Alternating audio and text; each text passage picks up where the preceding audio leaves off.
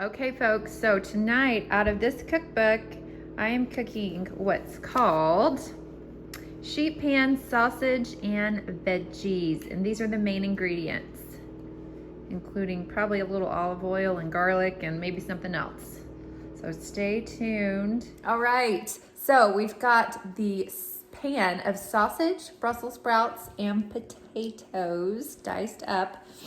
Looking and smelling amazing. I'm about to say, all right, excuse the sneeze earlier. Look at these beautiful pans. And we get to eat them. We're excited. Okay, so here's the finished product. Super yummy and super easy. I highly recommend the cookbook also. All right, good night, folks.